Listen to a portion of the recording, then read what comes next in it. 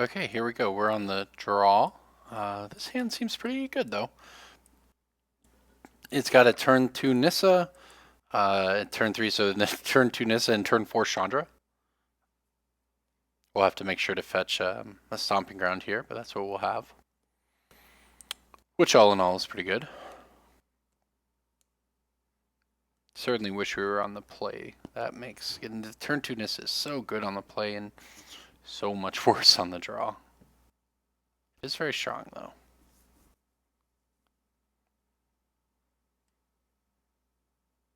Both of the Gatewatch buddies here, as a matter of fact. And as a matter of fact, they are in the Gatewatch. Playing against Tron, huh?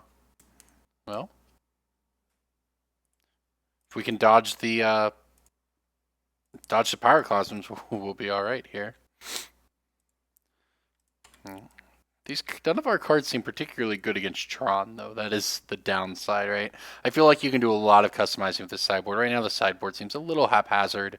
But you could just, jam some Crumble to Dust in here. I mean, obviously our opponent has turn 3 Karn or whatever, because they always do.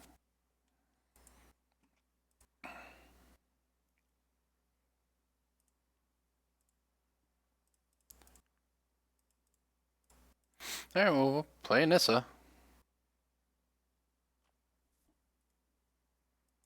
Now, I could have gone for the double mana dork and played the turn 3 Chandra, but I think this might be better. I don't know if it's going to matter. I don't know if we can really beat Tron on the draw anyways. This game would be much different if we were on the play, but we are not, so we'll see how it goes. Wow. It's something that is not Karn. I don't believe it. That's actually a really big game then. Even more so is we have this Westvale Abbey. Sort of random. I mean, that's why it's in the deck. We're making a bunch of tokens, right? Just playing actual standard.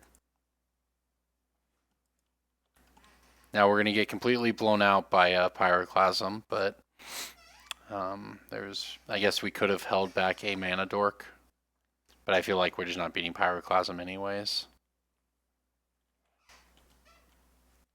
I can't imagine what's in our opponent's hand. He's got to just be protecting something by, surely there's a plan to playing this.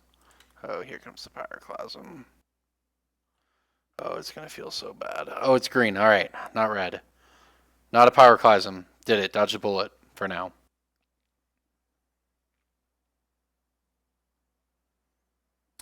Now, what's he want to do with that green mana? Yep, Stirrings, of course. So he's got 5. Could go up to 8. It's enough to blow no stone, which will wreck our day. The weird thing is, if he has like Karn or something, we can just minus our Nissa. He found the O stone. Oh my gosh! All right, okay. 7. Okay, he's 1 short. So we're just going in on Westvale Abbey, right? Like, that's our plan. Because it's destroying our guy's indestructible.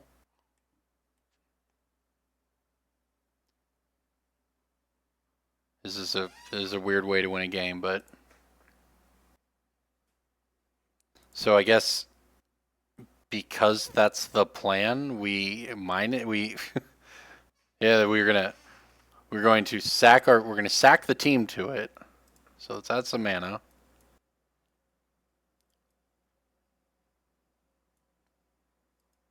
Sure. All right, so we're adding mana. We're sacking the team to it. Then we're minusing this to put a counter on it so it kills them in 2 swings. Odd game. Odd game, that's for sure.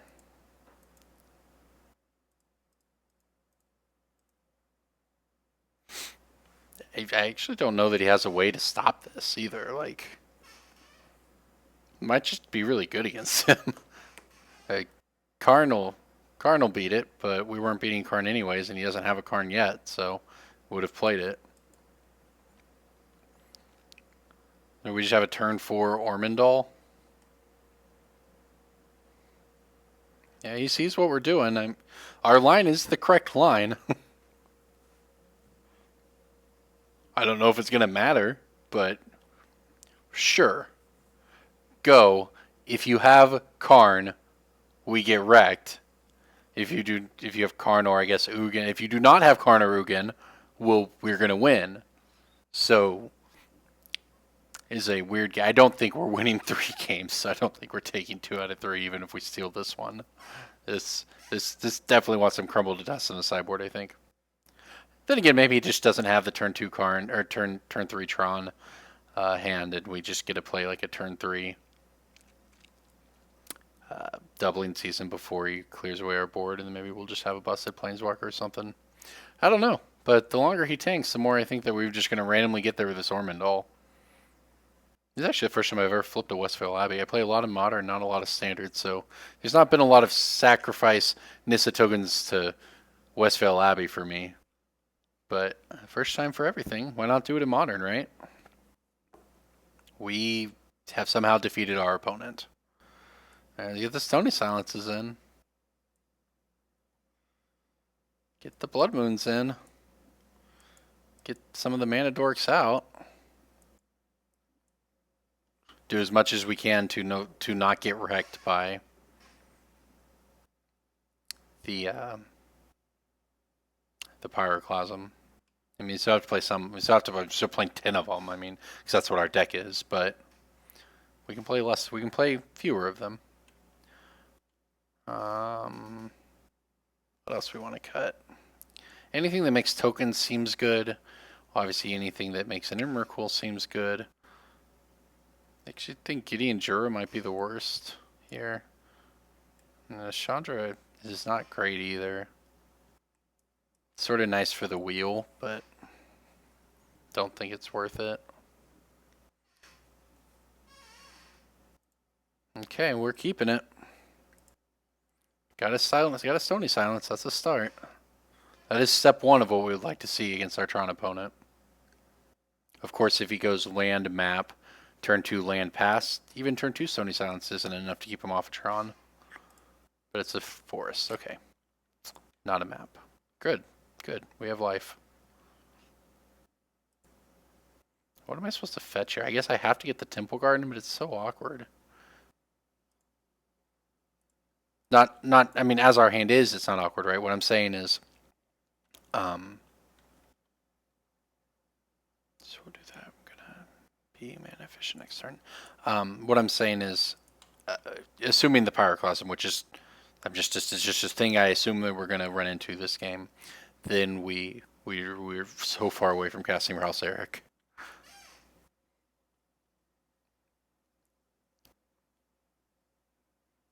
Yep. Okay. Really like to see. Okay, what is this? Sylvan Scrying. Yep. Sylvan Scrying into the tower. Sure. It is what you do after all. Alright. White, colorless, Stony Silence. Run out the Hierarch. Alright, here's what it comes down to. We hope he does not have the Pyroclasm. If he has the Pyroclasm, we're in a lot of trouble. If he doesn't, we get to play Rouse Zarek, I guess. Star. Yep. That doesn't work the way you want it to. That does even less. Okay. Maybe we got there. So now here's the question. Do we play the Gideon and just start trying to beat in? Make a Knight, next turn attack with it and play Xenagos and just start attacking? Or do we actually I think there's the way our opponent's hand's laid out, like Pyroclasm is something he can easily have and stop us from doing too much. The Rouse Zarek, though, it feels like more of a threat. Because it's something that he can't interact with. Because if we just play Gideon and he just has a Pyroclasm at any point, like we're just going to be set back another like 3 turns from killing him. But if we have Rouse Zarek ticking up, that's like a very real threat he has to deal with.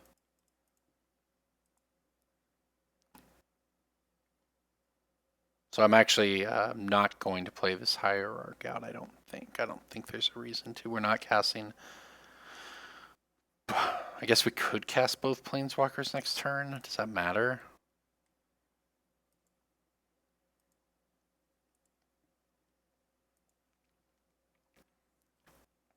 Right, I could play 3, play the Xenagos,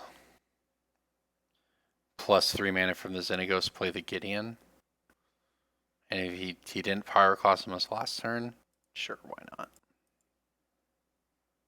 This is probably wrong, but he didn't Pyroclasm us last turn. Instead, he played these that he can't do anything with, so unless he's planning on like naturalizing this here. Oh, that doesn't get, it gets Kozilek's return, but he doesn't have red mana as it currently stands. I think playing Rouse Eric was correct. I think playing Noble Hierarch is probably not correct, but he's got Tron.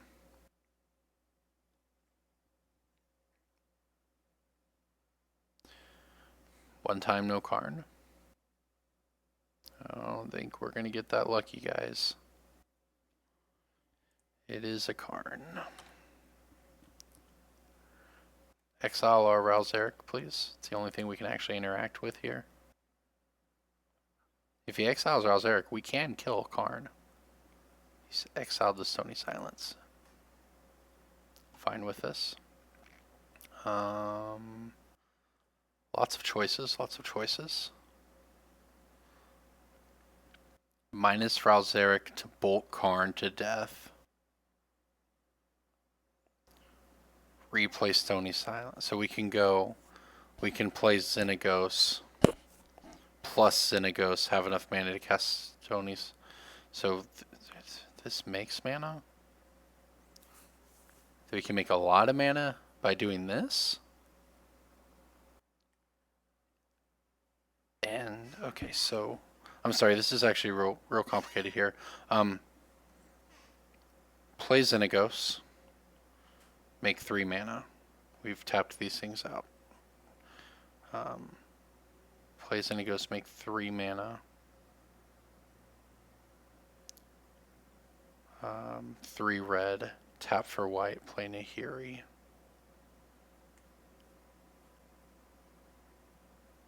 That gets a Xenagos in play.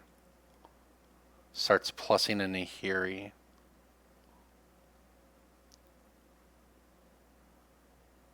And kills Karn if we minus Rao. I'm trying to figure out if there's a way we can kill Karn and plus Rao. And play Stony Silence. So if we go Xenagos. Untap Nykthos. Xenagos, make a guy. Untap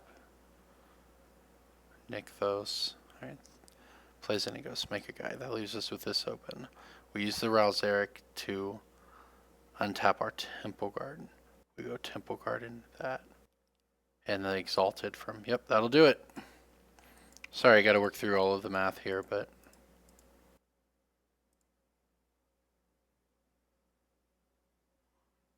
Alright, Xenagos.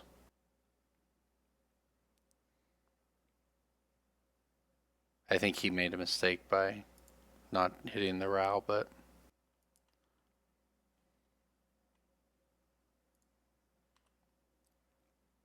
Alright, let's take down Karn.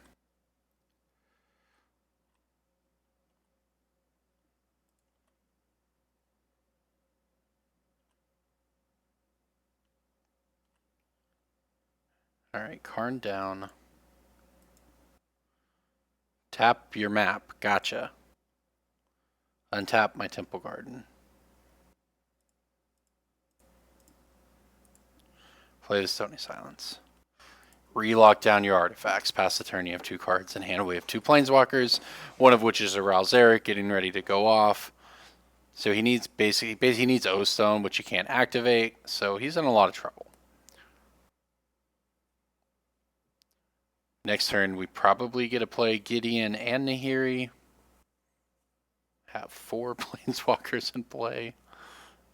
9 mana. 10 mana. Alright, here comes the Ulamog. That's pretty rough. Holy shit. Alright. Stoney's he's leaving the Rouse Eric. Does he know that we're going to take extra turns? Has he read this card? That was not what we wanted to draw.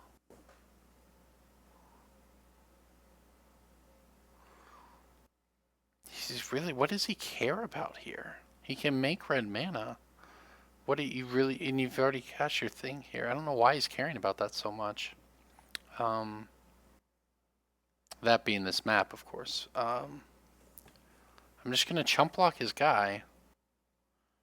Now I can't actually, can I make enough mana here? Nykthos is neutral, so that doesn't matter. So I guess we just start with Nahiri.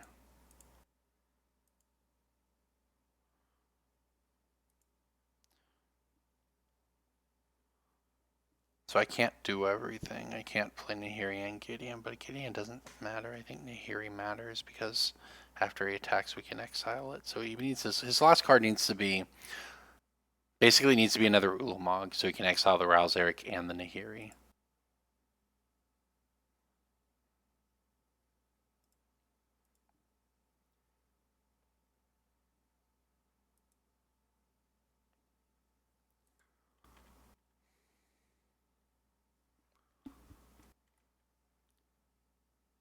Okay, so we will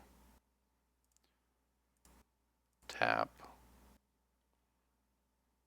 untap.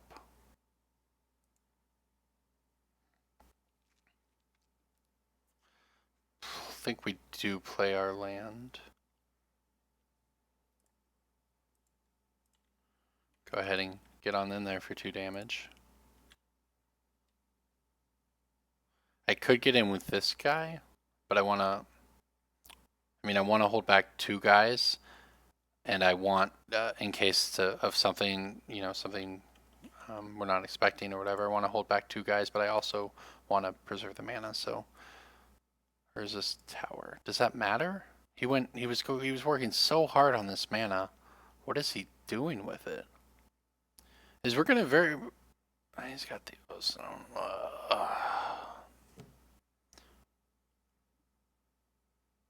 Is this a fake counter? Fake counter on Ulamog's not what you want to do. You gotta blow the thing. Oh, but it's indestructible. Everyone always forgets about that. I think we've died. What an unfortunate game. We're so close to turning the corner. I don't think we would have beat it playing aggressive if we had played that Gideon and the Xenagos and just sure. I don't think we would have won that game. So I don't think that would have worked. Alright, we're dead. Alright, well now we get to be on the play. Let's see what we can do on the play. That was about as ugly as you expect it to be. Maybe this doesn't do anything. Making tokens is. I'm trying to figure out if I guess we're gonna try the Chandra instead. I mean, the tokens, like Elspeth is better against Wormcoil, but Chandra is better at actually ending the game, which seems like it may be a thing we need to do. Especially now that we're defaulting to being, we're going back to being on the play this time. That was pretty rough. We had pressure in the form of Planeswalkers, and we had double Stony Silence, and he still just got us. Oh my gosh, I guess we have to keep it. It's certainly not exciting, but it does have the turn 2 Caryatid, the turn 3 Blood Moon, which is not even good for us, but we're going to be leaning on this Caryatid very hard. Although I guess, leaning on Caryatid and Xenagos, that makes a lot of mana. And the Blood Moon will be good. I don't know. This is an iffy hand. But I don't think we can mana. It's not the ideal mana dork, but I don't think we can. Maybe it is. It's the mana dork that survives Kozilek's return, and or Pyroclasm or whatever. But we have a mana dork and a Blood Moon.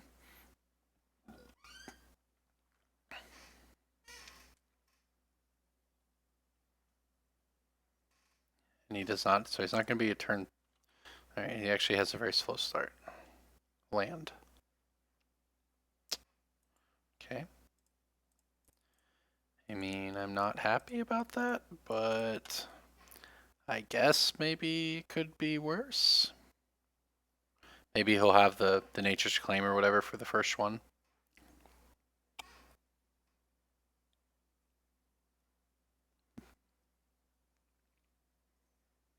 Map, okay. Stony Silence off the top. Well, at least it's a land. That is something. There's something to be said for drawing land. Any reason to play? Maybe let's think this one through actually. Well, we can still cast stuff. What if we played Raul Zarek this turn? Because that actually, I mean, or Nahiri. I guess we play Nahiri if we're playing anything. We can't play Nahiri. Oh my gosh, that's painful.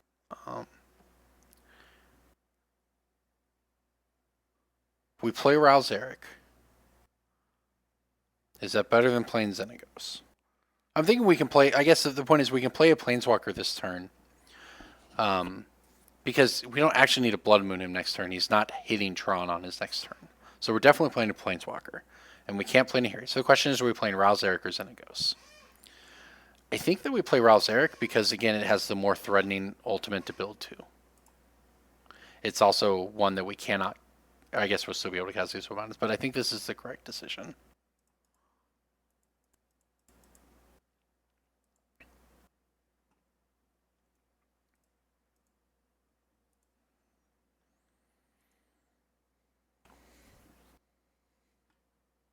Really? He just wants to pop it on the... So he's... Okay. Just... Okay. Sure. He wanted to cycle it, I guess. Now he's just planning on popping the map. Please pop the map main phase. Okay, sweet.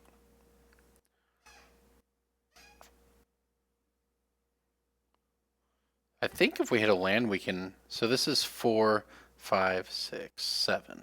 So if we hit a land, we can actually play Xenagos and Blood Moon on this turn. Alright, what did he get? Alright, he got a tower and played a forest.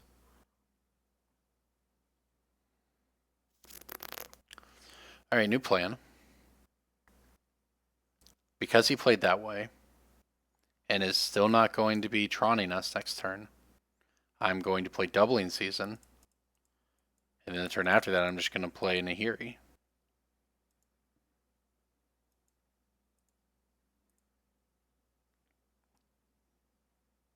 Where if we win this game without ever casting the 2 Blood Moons we have in hand against a...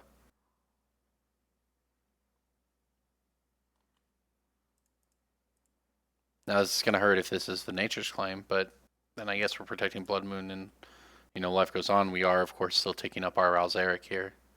Yeah, it was the Nature's Claim. That's fine. I mean, that stops us from winning next turn, but the overall plan before we drew that is still to Blood Moon him out, which we're about to do now, and Raul Zarek's about to go off. So, and again, if we hit a land, we can play Xenagos. Okay, that's not that, but it's probably still fine. So, let's add the red. Right, because if we played 4 for Xenagos, Xenagos adds 1. This makes it 2. That's not enough.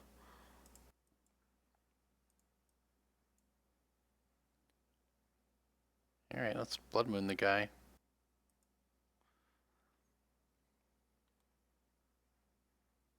Oh my gosh, he has it?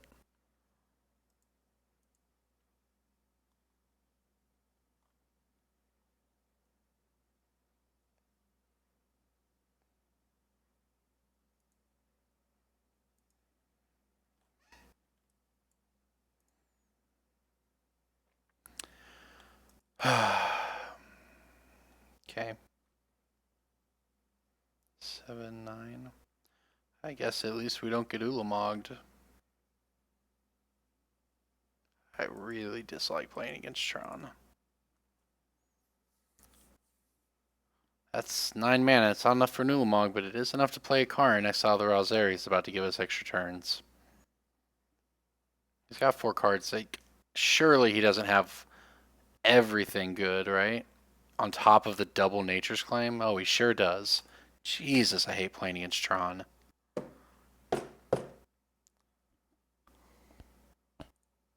We have died. We have played the game right at every point, had all the right cards, and we have died. Is there any way in which we beat this Karn right now? Hate Tron.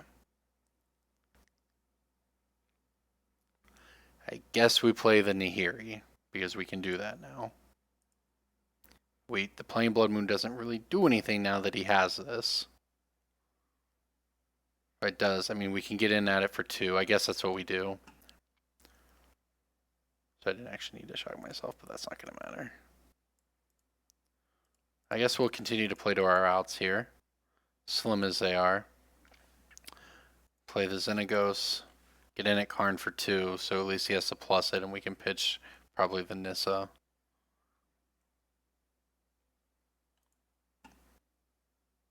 Maybe the Nihiri?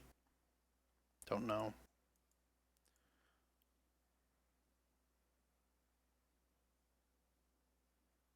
You're playing Lightning Bolt too? What world is this? And you have another, let me guess, oh my gosh. Okay. I do not deserve to win the game against these cards. These were... this is the dream over there, man. Alright, get out of here, Nissa. He had double Nature's Claim, double Lightning Bolt against my Planeswalker deck. He's got the Worm Coil too.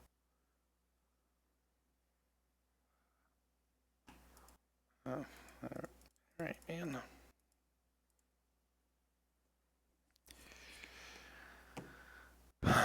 There's no way to win. We're dead. I mean, I can play this. I can chump block. He's just going to minus it. I didn't send this Blood Moon away. Sure.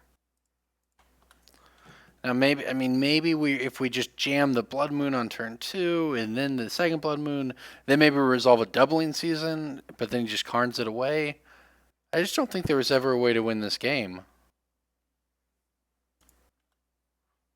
There's just literally no way that we could have won this game. So this seems like a real bad matchup. I want so badly to jam Crumble to Dust in the sideboard. I mean, it's not like we ran 4 Blood Moons and 4 Stony Silences against Tron. Alright. GG. Tron is a very resilient deck, and it got us there. Good game.